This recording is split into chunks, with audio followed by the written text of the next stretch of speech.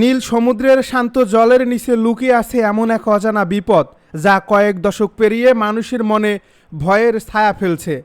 যুক্তরাষ্ট্রের জর্জিয়ায় উপকূলবর্তী টাইবি আইল্যান্ডের কাছে আটলান্টিক মহাসাগরের তলদেশে আজও চাপা পড়ে আছে একটি হারিয়ে যাওয়া থার্মোনিউক্লিয়ার বোমা। 1958 সালের সেই ঘটনাটি শুধুমাত্র একটি দুর্ঘটনা নয়, বরং স্নায়ু যুদ্ধের উত্তপ্ত সময়ে মানব ইতিহাসের এক বিস্ময়কর এবং ভয়াবহ অধ্যায় হিসেবে বিবেচিত হয়ে আছে।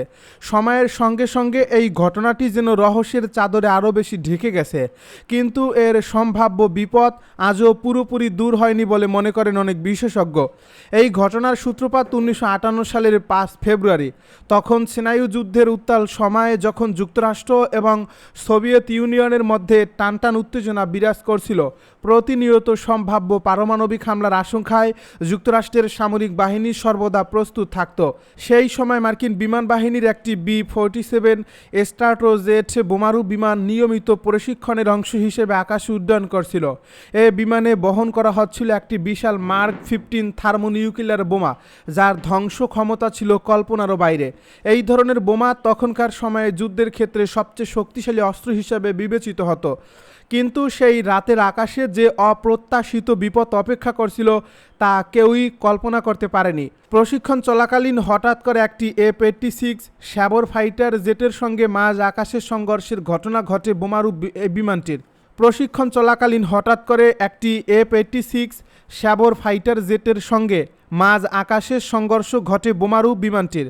এই সংঘর্ষটি ছিল এতটাই ভয়াবহ যে মুহূর্তের মধ্যেই ফাইটার জেটটি সম্পূর্ণ বিধ্বস্ত হয়ে যায়। পাইলট কোনোভাবেই প্যারাশুটের সাহায্যে প্রাণে বাঁচলেও পরিস্থিতি তখন আরও জটিল হয়ে ওঠে বোমারু বিমানটির জন্য। বোমারু বিমানের পাইলট হাওয়ার্ড রিচার্ডসন তখন এক কঠিন বাস্তবতার মুখোমুখি দাঁড়িয়েছিলেন।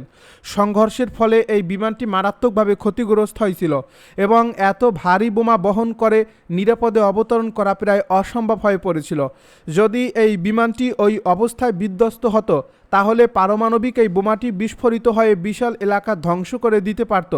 এমন পরিস্থিতিতে পাইলটকে দ্রুত সিদ্ধান্ত নিতে হয়। তিনি ঊর্ধ্বতন কর্তৃপক্ষের সঙ্গে যোগাযোগ করে অনুমতি নেন এবং শেষ পর্যন্ত জীবন বাঁচাতে এবং বড় বিপর্যয় এড়াতে এই বোমাটি ফেলে দেওয়ার সিদ্ধান্ত নেন।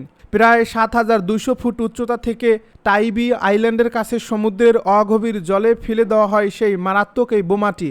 বিশাল শব্দে তা সাগরের বুকে আছড়ে পড়ে এবং কয়েক মুহূর্তের মধ্যেই অদৃশ্য হয়ে যায় সমুদ্রের গভীরে। অন্যদিকে পাইলট রিচার্ডসন অসাধারণ দক্ষতার সঙ্গে ক্ষতিগ্রস্ত এই বিমানটি নিয়ে হান্টার এয়ারফোর্স বেসে নিরাপদে অবতরণ করতে সক্ষম হন। তার এই সিদ্ধান্ত একদিকে যেমন বহু মানুষের জীবন রক্ষা করে, অন্যদিকে জন্ম দেয় এক অমীমাংসিত রহস্যের। মার্কিন ও ইসরায়েলি ঘাঁটিতে আবারও ড্রোন ও ক্ষেপণাস্ত্র হামলা চালাল ইরান। ইরানের বিপ্লবী গার্ড বাহিনী IRGC শুক্রবার এক বিবৃতিতে নিশ্চিত করেছে যে তারা বৃহস্পতিবার ইসরায়েলের বিভিন্ন স্থান ও পারস্য উপসাগরীয় অঞ্চলে মার্কিন সেনাদের ব্যবহৃত সামরিক ঘাঁটিগুলো লক্ষ্য করে ব্যাপক ক্ষেপণাস্ত্র ও ড্রোন হামলা চালিয়েছে। IRNA এবং ফারস নিউজ এজেন্সি জানায় এই হামলায় দূরপাল্লার ও মাঝারি পাল্লার ক্ষেপণাস্ত্রের পাশাপাশি অত্যন্ত বিধ্বংসী ড্রোন ব্যবহার করা হয়েছে। এই হামলার লক্ষ্যবস্তু ছিল ইসরায়েল, সংযুক্ত আরব আমিরাত, কাতার, কুয়েত এবং বাহরাইন। বিশেষ করে বাহরাইনে মার্কিন প্যাট্রিয়ট আকাশ প্রতিরক্ষা ব্যবস্থার একটি রক্ষণাবেক্ষণ কেন্দ্রে হামলা চালানো হয়েছে বলে দাবি করছে তেহরান। এই উত্তপ্ত পরিস্থিতির মধ্যেই মার্কিন প্রেসিডেন্ট ডোনাল্ড ট্রাম্প ইরানের জ্বালানি স্থাপনায় হামলা চালানোর পুনর্নির্ধারিত সময়সীমা দ্বিতীয়বারের মতো পিছিয়ে আগামী 6 এপ্রিল পর্যন্ত বর্ধিত করেছেন। ট্রাম্পের দাবি, তেহরানের পক্ষ থেকে আলোচনার অনুরোধ আসায় এবং শান্তি আলোচনায় খুব ভালোভাবে এগিয়ে চলায় তিনি 10 দিনের বিরতি দিয়েছেন। ডোনাল্ড ট্রাম্প আরও জানান, আলোচনার সদিচ্ছা দেখাতে ইরান ইতিমধ্যেই হরমুজ প্রণালী দিয়ে 10টি তেলবাহী ট্যাঙ্কার চলাচলের অনুমতি দিয়েছে। হোয়াইট হাউসের পক্ষ থেকে জানানো হয়েছে, পাকিস্তানের মাধ্যমে ইরানকে 15 দফা সংবলিত একটি অ্যাকশন লিস্ট পাঠানো হয়েছে, যার আনুষ্ঠানিক জবাব তেহরান ইতিমধ্যেই মধ্যস্থতাকারীদের মাধ্যমে পাঠিয়েছে। তবে ইরান সরকারের পক্ষ থেকে শর্ত দেওয়া হয়েছে যে এই যুদ্ধ বন্ধ করতে হলে ইরান ও হিজবুল্লাহর উপর হামলা পুরোপুরি বন্ধ করতে হবে, যুদ্ধের ক্ষতিপূরণ দিতে হবে এবং হরমুজ প্রণালীতে ইরানের সার্বভৌমত্বকে সম্মান জানাতে হবে। অন্যদিকে ট্রাম্পের কঠোর অবস্থানে কিছুটা সুর নরম করতে দেখা গেলেও হোয়াইট হাউসের বৈঠকে তিনি ইরানকে পুরোপুরি গুঁড়িয়ে দেওয়ার হুমকি দিতে ছাড়েননি।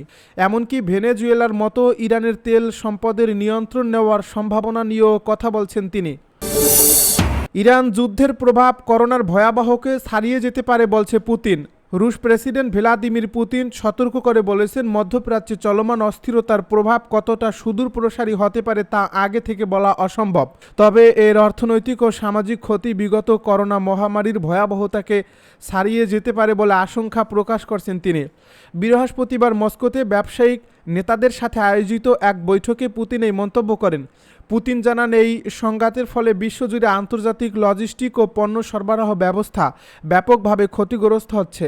বিশেষ করে জ্বালানি, ধাতু এবং সার উৎপাদনকারী প্রতিষ্ঠানগুলো বর্তমানে চরম চাপের মুখে রয়েছে। এর ফলে বিশ্ববাজারে এসব পণ্যের সংকট ও দাম বাড়ার সম্ভাবনা রয়েছে।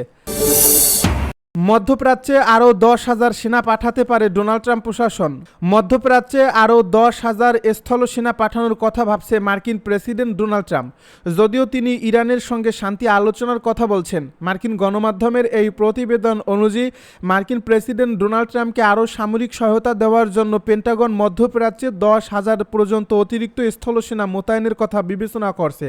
দ্য ওয়াল স্ট্রিট জার্নালের মতে এই পরিকল্পনা সম্পর্কে অবগত প্রতিরক্ষা বিভাগের কর্মকর্তাদের উদ্ধৃতি করে বলা হয়েছে, এই বাহিনীতে সম্ভবত পদাধিক ও সাজোয়া যান অন্তর্ভুক্ত থাকবে। এ বাহিনীকে ওই অঞ্চলে পাঠানোর নির্দেশ দেওয়া প্রায় 5,000 মেরিন এবং 82তম এয়ারবর্ন ডিভিশনের প্রায় 2,000 প্যারাট্রুপারের সঙ্গে যুক্ত করা হবে।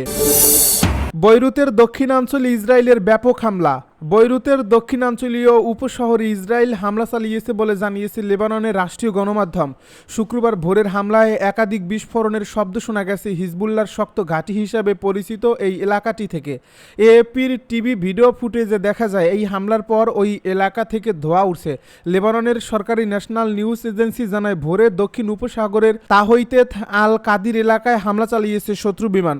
ঘনবসতিপূর্ণ এ এলাকা সংঘাত শুরুর পর থেকে অনেকটাই জনশূন্য হয়ে গেছে। হতাহতের কোনো তথ্য জানা যায়নি তাৎক্ষণিকভাবে। এদিকে মধ্যপ্রাচ্যের চলমান সংঘাতে লেবাননের প্রাণহানির সংখ্যা উদ্বেগজনক হারে বেড়ে দাঁড়িয়েছে 1,116 জনে।